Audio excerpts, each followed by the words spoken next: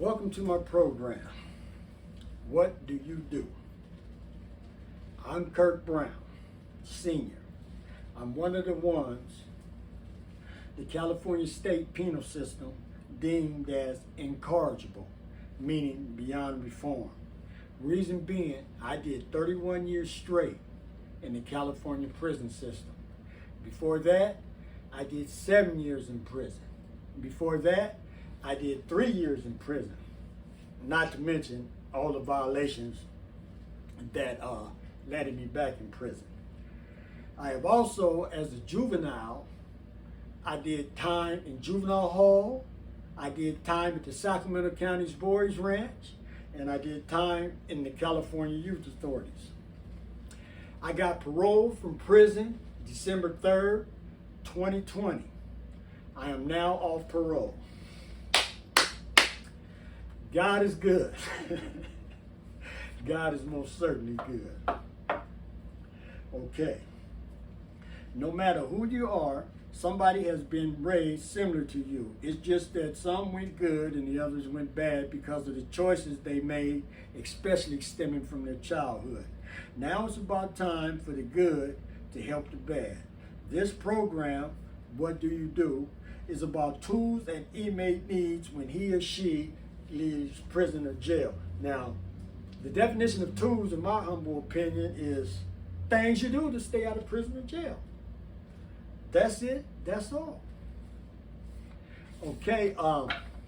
In a nutshell, I will read a summary of an inmate who is currently being incarcerated somewhere, either it be in jail or prison. However, my main focus is on lifers because that's who all states deem that are a threat to society. After I've read the summary, I will read 5 questions posed by the inmate. He would like to know, what do you do in a particular situation? My hope is that law-abiding citizens like you will answer their questions with contemporary answers. After all, the average lifer has been down between 11 and 25 years, and a lot has changed since then. I can contest to that. You know, when I got out after 31 years, I wanted to let my people know where I was at. I'm running around looking for a phone. Hey man, where phone booth at? And they just, looking at me like I was homeless and crazy or something. Right? And one dude finds, yeah, there's a phone booth in front of the county jail. The county jail? Oh no, we won't be using that phone. They didn't wait 31 years. They can wait a little while longer. I'm not using that one. But anyway, one of the reasons for this program is I'm tired of hearing, oh, he's back in jail again? What'd he do this time?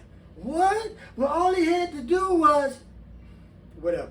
Okay, now, here's your chance to see if you can make a difference. All you have to do is listen to a summary that is written by an inmate, then answer one or all of the questions he posed. Now, you may not identify with the whole summary, but there may be little parts in there you can identify with, and it's related to the questions. Okay, answer one, answer two, do what you can.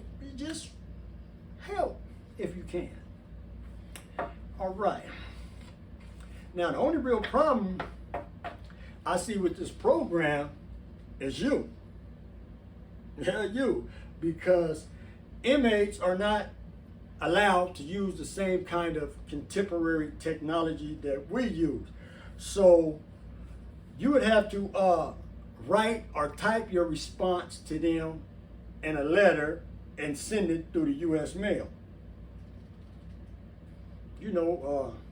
Get an envelope, address it, put the letter in there, lick it.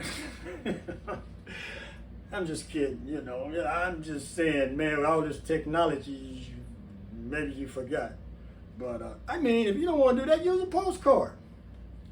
Postcard is good. Easy. Postcard. Okay, I know that many of y'all don't want no convicted criminals having your address. Okay, that's understandable. Just make up one. Make up any. You can use mine. Use my address. It's Kurt Brown, 60 Massey Court, number 12, Sacramento, California, 95823. That's Kurt Brown, 60 Massey, Massie Court, Court, number 12, Sacramento, California, 95823. It doesn't matter what address you use. The most important thing is the message. Get the message out there. But if you feel that you can help a particular inmate, by all means, stay in contact with him or her.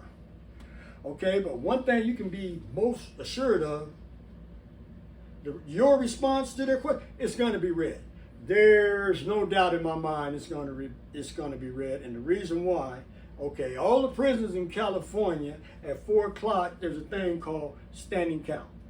That's where you got to, when the officer comes around, you got to stand up, turn on your lights so he can see you're dead, you're not dead, or beat up, or whatever. So while count is in the process of being cleared, the officer come around and he passes out mail. And you get the mail, and it ain't like they're gonna get the mail and say, "Who is this?" Oh, I don't know, and throw it. It's not gonna happen. You know what I'm saying? They're basically bored or whatever they're doing in there, because after count clears, you go to chow, or you go to yards, you go to the store, do whatever. So most of the people are up, and they're going to read it. Believe me, they're going to read it. Because I read some stuff that, just to be reading it. Okay, now, what's good for the goose is good for the gander.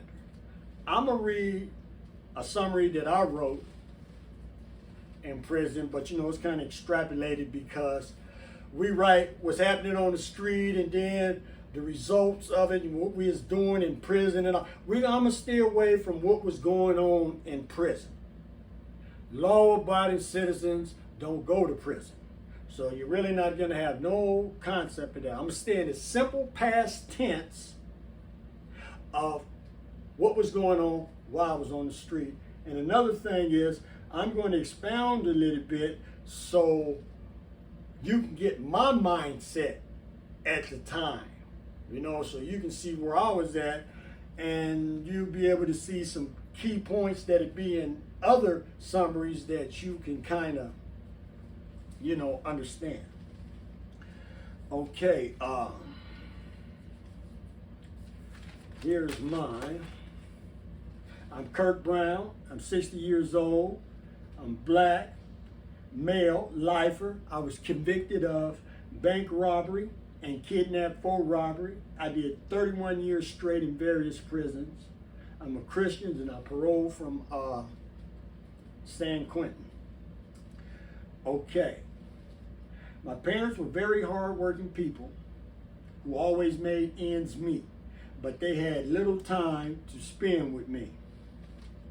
Okay, now that's a clue, little time. They call it neglect, abandonment. What they used for me, I was trying to seek their attention, right? They was right, I was trying to get attention, but I wasn't trying to get attention from my parents. They was always in my corner.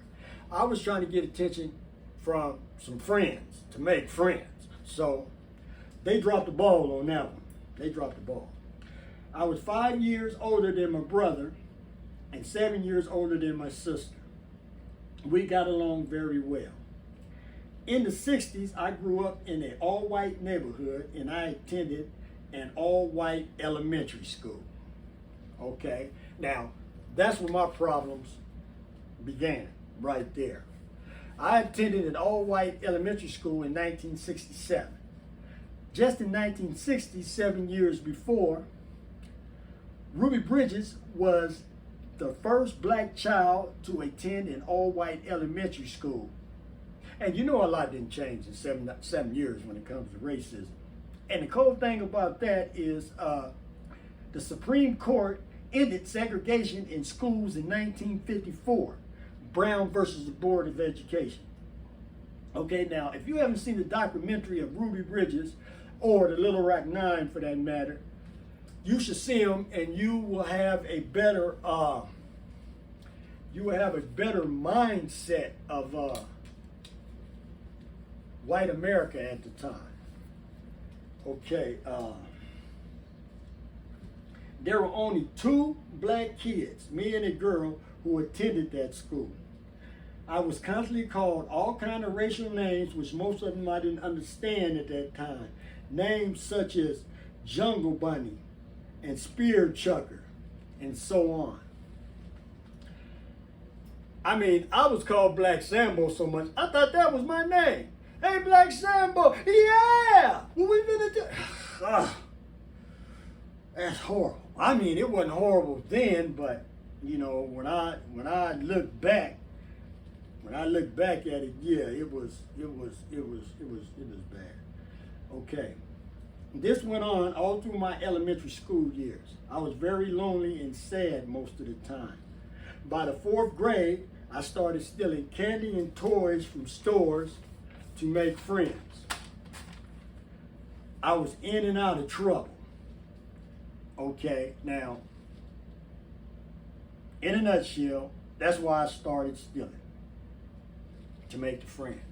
But it's just not like I just woke up one morning and said, hey, I want to make friends, let me steal something and give it. No, it didn't. It was a process like everything in life. What happened was, when I was in school, we was learning the alphabet backwards. And when you say a certain portion of the alphabet backwards, the teacher gave you a little Dixie cup, a little tiny one like you put pills or something in, full of Lucky Charms cereal. You know, like if you say ZYXWVUT, that okay, you know, they give you a little cup. You know, that's how they get you to learn. So one day, teacher say, Kurt, would you like to try? There I was sitting in back of the class. You know, everybody turn around and they looked, and you know, I'm fidgeting. So I said ZYXWVUT SRQPONM and I was saying my alphabet backwards faster than they can say them from it. Teacher was astounded, right? So what she did was she pulled out a big cup, right? And she filled it up with Lucky Charm. So I get the cup, I take it out in recess, and for the first time, all these kids is gathering around me. Oh, that's a big cup. I bet the cereal tastes gooder in there. You know, I started giving them, and they just followed me all around the playground. So the next day at home, you know, my mother, she bought cookies, and we had all kind of cereal. Count Dracula, Boo Berry, Honeycombs, Captain Crunch, all that. You know, I was taking it, putting it in my pocket and going to, pretty soon they was waiting for me at school. They went from the school, they was waiting for me at the corner before I got to school because they didn't want to get left out because it'd be gone. And they just know I had a lot of sweets. So, you know, I'm doing that, going to, yeah, I'm getting, oh yeah, you know, hey, how you know, all this stuff. So one day, my mother, Kirby, oh, say Kirby, it's all bad, I'm in trouble. Where's all the cookies and our cereal going? Boy, do you think money grows on trees and all that? She was in a tirade, right? And then Pops chimed in. Hey, boy, you better stop messing with it. Okay, game over. Pops involved, right? Pops handed out some vicious ass whooping, you know, for, you know, like pissing in the bed, not cleaning up your room, catch you cussing, you know, boys, you know, little boy stuff like that, but you know, them ass whoopings hurt. So I was like, oh no, game over. He ain't gonna whoop me behind. So I thought, oh, the store's got candy and stuff, toys, and that's how it started, like that. But it was still, even though I was giving them all this stuff, it was still some hurtful events when I reflect back on them, such as we was walking one time home from school, and all of a sudden, boy jump in the bushes. Wow! And I'm like, car go by, and then he get up, and he doing all this. He go, that was close. I say, what? He said, that was my dad. And I'm like, He said, he don't want me playing with niggers. And I'm like, huh? I said, what's a nigger? He said, hey, you. Wow. I mean, like I said, it wasn't painful then, but later on in life, when you get to reflecting back on that, that was bad. But I also learned a lesson out of that too by reflecting back and doing the work in these groups is that a person is not born racist. That is something that is taught. My dad said his dad was brainwashing him or making him uphold his beliefs and all that. He was teaching him hate. So I know now the kid is probably screwed up. Okay. In the summer of the 6th grade, we moved to an all-black neighborhood, and I attended a black elementary school and a black junior high school for only a year. Well, what I mean is I went to the elementary school and then only was in a black junior high school for 1 year. But actually,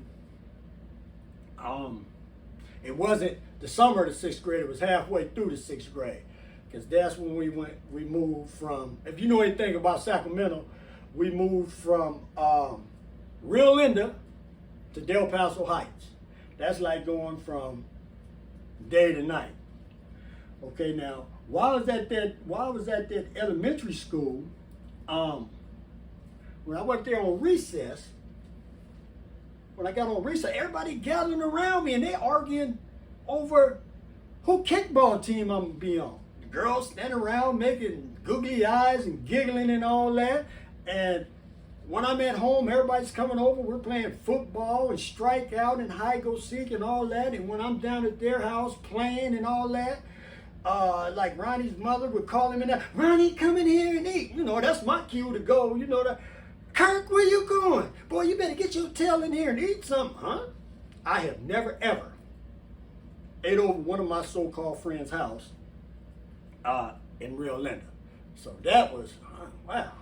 You know, sleepovers and all, none of that was going on, but I was doing all that right there. Okay. I didn't get called any kind of racial names or get into any trouble. I gotta say, that was the happiest time of my life. I take that back. I got married to my high school sweetheart. Before I went to prison, we had 3 kids. She waited 31 years for me. 3-1. Oh, I love her so much. Look, I got this ring. Boy, it's a nice ring. Got the little diamonds in it, and I never taking it off. Never. Now I'm spending time with my 3 kids, my 10 grandkids, and my 6 great grandkids. Oh, God is good. I never in a million years thought that this was happening. Oh, I'm just so blessed. But I digress. I'm sorry about that. Let's see. In the summer of the 7th grade, we moved back into another white neighborhood.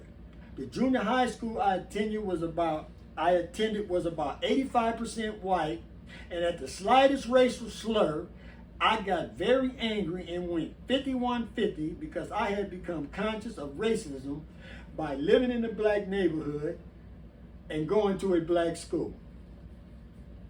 Okay, now, this is where I became a very dangerous black teenager. Very dangerous. Okay?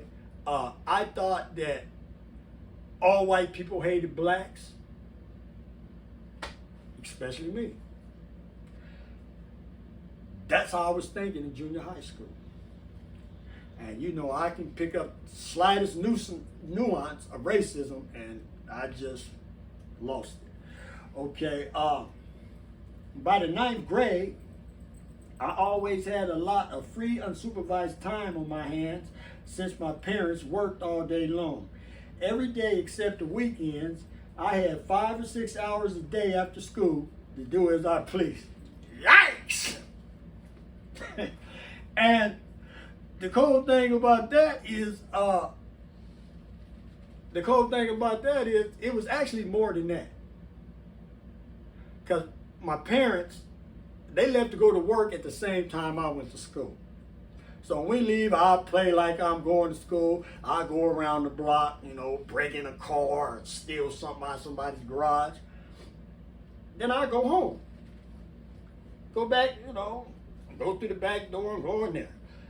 And the cool thing about that is, there was sometimes I didn't go to school for a month.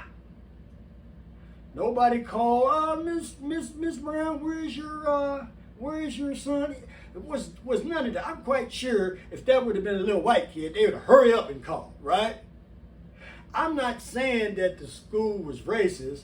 I'm saying that it was racist. That's all I got with. How you gonna do that to a child? And in the process of that, that's where my problem started. Because I was running around stealing everything, and that's how I was suppressing my feelings. And they diagnosed it in prison this time. It was called criminal excitement. Yes, there's addiction called criminal excitement, right? That's what was rare, but that's what was going on with me. By stealing and doing all this type of stuff, that's how I suppressed my feelings, right? Just like gambling. You know what I'm saying? That's addiction. You can be addicted to going to church. Just alcohol, drugs. There's all forms of addictions. And mine was criminal excitement, and they never did diagnose that then. Maybe if they would have found that out, what was going on, seen a psychiatrist, maybe my life would be different. But who knows? Okay, all I did in my free time was watch violent TV program and steal things. Okay, like I said, I didn't have a lot of friends, so I remember when I was like in the ninth grade, and I got caught for armed robbery. I actually shot the gun. I wasn't trying to shoot nobody, I was just trying to scare them. And they was like, boy, where you learn how to do something? They couldn't, what are you doing on robbery? Where you learn that stuff at? I said, television. What do you mean? I say, TV. They didn't believe. I said, yeah, TV. I was watching stuff like The Untouchables, My Family Honor, The Rookies. Anything that had a gun, that's what I was watching. I wasn't watching no Good Times and Red Fox and cartoons. No, I wasn't watching none of that type of stuff. I don't know why. I just wasn't watching. And the cool thing about that, that's when I was carrying guns. I went in the garage one time and I found a 25 automatic and a 22 Magnum that was in a little suitcase. I carried the 25 in this pocket and the 22 Magnum in another pocket, and I'm just at school everywhere running around with 2 guns in my pocket. I mean, when I got mad at somebody, I didn't shoot them because I threw these swell and I just beat them up because it was more, when you shoot somebody, that ain't really personal, but when you just sitting there and I like to be up close and personal, right? To really let them see my rage, right? But I was just thinking that, with these video games and stuff they got now, what is they? Grand Theft Auto and Call of Duty and Mod Tour or whatever if them type of things were around them games and I was not going to school, going in there playing them games and all that, I probably would have been running around with automatic weapons and bombs. It's no wonder that these kids is going up in these schools killing. It's them games. You can't tell me TV got me and them video games got a lot of them. They just didn't wake up talking about, let me get an automatic gun and just go in there. No. It don't happen like that. It's them games. You can't tell me that. Can't tell me that. Okay, by the time I was in high school, I did not respect people or their property. Mainly because deep down, I hated being black. Therefore, I hated myself. And you know, that's a popular thing in self-help groups when a person realized that he despised himself. You know, that's right. You know, you ain't gonna go to, I hate being black. No, that really ain't even in your mind. You ain't gonna think that, but deep down, it's a cold thing. It takes work. And you know, there was a lot of combination of things that made me help myself, such as being called racial names all through my childhood, learning about black histories, you know, and seeing slavery. Oh my goodness. Roots. When I seen Roots, don't call me Kunta. It was all bad. Kunta, wow, and that was they fat Kunta. What no talking. Kunta, no, don't call him, don't. We didn't even like being called black. Black Kunta, automatic ass whooping. That's just how it was. And there was other things like documentaries like Selma, and then seeing stuff on TV like sicking German shepherds on you, or taking them big old fire hose and just wetting you down. And when you're watching TV, you see Tarzan swinging through the jungle, and he got all these Africans chasing him with spears and bones in their nose. And when you show the cities, you want to show grass huts and dirt streets, and then other things as you go to be talking about. Oh, blacks can't be quarterbacks. Oh, blacks can't play chess. Blacks can't command the army. You know, and birthday parties. That's why I don't even like birthday parties. I don't like birthday parties. And one of the reasons why, because like I never was, when I was coming up, invited to birthday parties. Next door, you know, there were some kids. I thought they was my friend, but when they had birthday parties, they never invited me. I had to go in the backyard and look through a hole in the fence, right? All I see is a bunch of little white kids running around, and I look at myself, and I'd be like, it must be me. And another reason why I don't like birthday parties is because my birthday is September 2nd. So school always started a day before my birthday, on my birthday, or a day after my birthday. So when they're talking about your birthday coming up and it's summer, I'm thinking about going to school, and I'd be like, what you want for your birthday? I don't want nothing. And I still say that today. They be saying, what you want for your birthday? I don't want nothing. But that's where it stems from. So I can go on, but basically that's enough of that. So that's my story. Like I say, I'm not going to go that deep into everybody else's story. I'm just basically going to read it. So one more thing I would like to stress is that both my parents had good paying jobs. You know, my mother, she was a social worker for Sacramento County. And get this, you ain't gonna believe this, I'm not making this up. My father was a correctional officer in prison, at Vacaville Prison. That's where he worked. That's why when them behavioralists and everything, yeah, what do your parents do? He's like, huh? They just dumbfounded. I always had a roof over my head. I went to church. Never went hungry or abused. Oh, well, for occasional ass whooping, you know, like, especially when I started getting caught stealing and all. Oh, he'd catch me butt naked coming out the bathtub and all. So my advice on that right there, if you beating your kid, because what it did to me, it made me slicker. And when I did get caught, They were like, what's your name? What's your name? Yeah, you know, because normally they'll take you on home. Oh, I'm not. What's your name? You know, I make them take me to juvenile hall because it was safe. You know, them ass whoopings was vicious. Juvenile hall was safe. So, you better think twice before you start beating on your kids. It might make them slicker. Okay, like I say, I always got everything I wanted on my birthdays and Christmas, and I still turn out screwed up. So it's those years between 5 and 18, good or bad, to make us who we are, basically feeling wise. Excuse me. Okay. Now let me read the questions I got. Now most of these I worked on in prison, but there's one that I added that I'm going to need your help, and when I get to it, I'll let you know. Okay, my first question is, what do you do when somebody calls you a racial name? What do you do?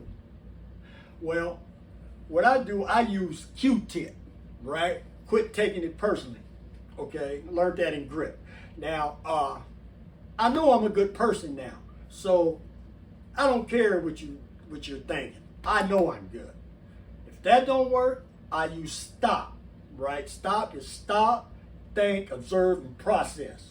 Because when you stop, think, observe, and process, you'll make a better decision, right? Because when I'm using stop, I can be in talking to somebody, and I realize my fist is balled up. Okay, I'm observing that, right? That's the first thing when I know I'm getting mad. So there's been time when I'm just sitting up here and I'm thinking I'm just having a conversation, and my fist is balled up, and I look, so I end the conversation and leave. Okay, or I can try to ignore it. But if they persist, I might use a little humor. It takes one to know one. Yeah. But that normally pisses a person off. I try not to do it, right? Because I'm an expert at knowing when a fight is inevitable. There's a time when you know that you're going to fight, right? And I'm the kind that, you're not going to hit me first, I'm going to get you. No, first lick is the best lick. That was one of my male role beliefs that I developed in prison, but that's on a different subject. So I would still, so when I feel that something like that is coming on, what I do is, to quote Richard Pryor, I'd run or turn around and get away fast, because I'll be scared. I'd be really scared. I'd be scared of what I'm going to do to them, right? Because I know it ain't going to be pretty. And chances are I'm going back to prison. And when they find out, get to read my record and all this, they're going to go, oh, I already been deemed incorrigible. Yeah, oh, no, hurry up and get rid of him. So I don't want to go back to prison. So I'd be scared. So I would run. Okay, what do you do to handle your feelings when somebody calls you a racial name, or you hear somebody else being called a racial name? Now, the first one is basically my actions, okay? This one, the feelings, right? I get butterflies in my stomach. I feel angry and sad at the same time. I try to use Q-tip, but a lot of times that don't work, you know what I'm saying, to stop. So I use anger as a secondary emotion, right? Have you ever seen something where this guy is so mad over something so little, you be like, damn, why is he that mad? Okay, the anger is secondary, right? There's original pain that's up under there that is being covered up through years. Some people drink, and you can ask them, why you drink? Oh, it's good, no, but why they don't even know, right? Because there's something that happened down there that they haven't processed. So you have an original pain and you have a secondary pain. Original pain is a traumatic experience of some kind, like racism, abuse, or loss of a loved one. And the secondary pain comes in, it's an additional pain that is caused by avoiding, medicating, or otherwise not processing the original pain. So it's easier to control your feelings when you know where they're coming from. You know what I'm saying? That's just like the board. The board is slick. They like, if you don't know why you did what you did, if the same situation comes up again, you're going to do it because you don't know why you're doing it. And that's why a lot of people has been getting denied parole. So you guys to know why you're doing what you did or why you're doing what you're doing. Okay. Now, my third one is, now this is the one I need. This is the one I need. This one I need help on. What do you do when you know that most of the people around you are racist, like at work? What do you do? Well, I never really had a job before. Being a criminal was my job. Now, I was an apprentice brick mason back in 87, 88 sometime, but you know that's it. What do? Do you brown nose? Do you bootlick? Tap dance? What you do? I have a clue. So the only thing that I came up with was I would be seen and not heard. But if they broke and prodded and started some, well, I'm going to finish it. I'm going to finish it. Not violently. It'll be non-violent communication. I would just be assertive and tell it like it is. And when I get through, they ain't going to like me. I don't care. They don't like me anyway. So you ain't got to do this. You know, words is very powerful. The pen is very powerful. Now, they got, right now, they got hate. You go to jail for all these hate crimes and all that. So, yeah, I'm going to call the police. You call me a what? So, you know, that's the only way I would deal with that. But if you have anything, like I say, I'm Kirk Brown, 60 Massive Court, number 12, Sacramento, California, 95823. Okay, my fourth question is, what do you do to control your temper after you have already gotten extremely angry? Okay, evidently, Q-tip didn't work, stop didn't work, anger is a secondary emotion didn't work, imminent danger, none of the tools you've been learning really didn't work. What do you do? Okay, now what I do, I will remove myself from the situation and go somewhere quiet to think. In other words, like they say, it's going to take a time out.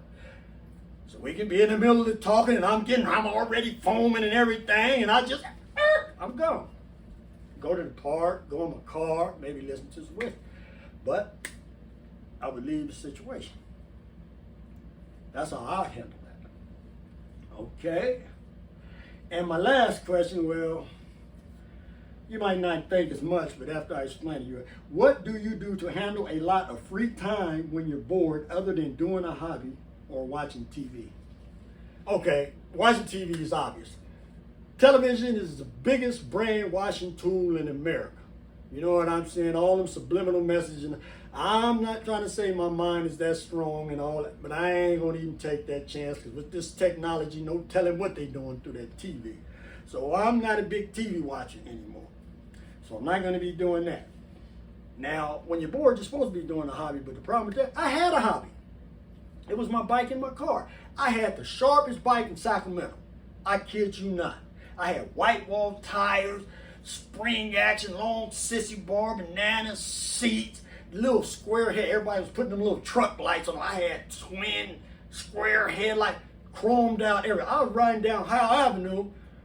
Photographer pulled me over and took a picture. Yeah, we're finna make a poster of that. You know what I'm saying? And they got the papers and everything. They made a poster, but I didn't get a dime. Well, probably because I was at the Boys Ranch or in YA somewhere, but it is what it is. But the cool part about that is I stole everything on the bike. Everything. So, in my car, I was a lowrider.